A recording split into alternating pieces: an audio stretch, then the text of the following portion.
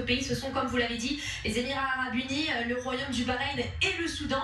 Et puis, dans la foulée, Donald Trump a également annoncé que les États-Unis reconnaissaient la souveraineté du Maroc sur le Sahara occidental, une région très disputée depuis plusieurs décennies maintenant.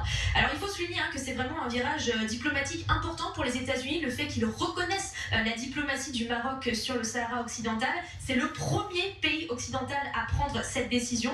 Et puis, il faut rappeler qu'il ne reste plus que 6 semaines à Donald Trump à la Maison-Blanche. Donc, on peut se poser la question, Joe Biden va-t-il continuer dans cette direction ou va-t-il revenir sur cette décision de reconnaître la souveraineté du Maroc sur le Sahara occidental?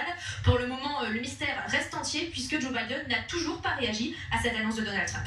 Alors, celui qui est l'artisan un petit peu de cette politique d'ouverture entre Israël et les pays arabes, c'est Jared Kushner, Marie, le gendre de Donald Trump. Jared Kushner qui a tout à l'heure commenté cette annonce en ouvrant de nouveau sur la perspective d'une normalisation entre Israël et l'Arabie Saoudite.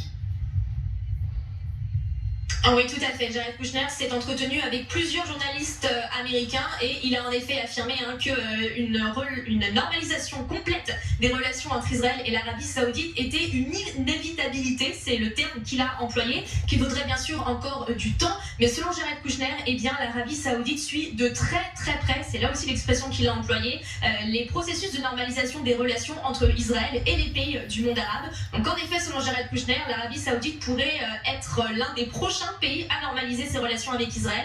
Alors après, comme je le disais, l'administration de Donald Trump arrive à son terme.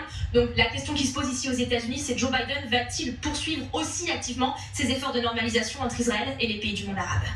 Merci beaucoup Marie Gentry, correspondante d'i24 News en direct de New York. On est à présent avec Younes Benfella, qui est chercheur, consultant en relations internationales, spécialiste du monde arabe, que je salue, qui est avec nous depuis Lille, donc dans le nord de la France. Bonsoir à vous.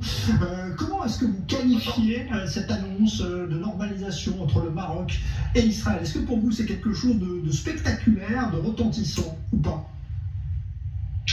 Tout d'abord, on est face à deux événements très importants, deux événements qu'on peut les qualifier comme étant des événements historiques. D'abord, l'officialisation des relations entre le Maroc et Israël, et deuxièmement, la reconnaissance américaine du Sahara marocain comme étant un territoire marocain dont la souveraineté revient au Maroc. Pour commencer d'abord pour la question de l'officialisation de relations avec Israël, je crois que effectivement le Royaume du Maroc c'était toujours un cas très particulier, très spécial, qui a gardé des très grands liens avec Israël, et particulièrement avec la communauté marocaine juive qui existe à Israël et qui avoisine à peu près 1 million. Il y avait toujours aussi une présence d'une communauté ou des juifs marocains au Maroc avec beaucoup d'intérêt et une place prépondérante sur la classe politico-économique. Il y avait également des voyages annuels. Donc, il y avait presque 70 000 personnes qui voyagent d'Israël au Maroc chaque année. Et donc là maintenant, on est sur un retour à ce qui était normalement abordé dès les années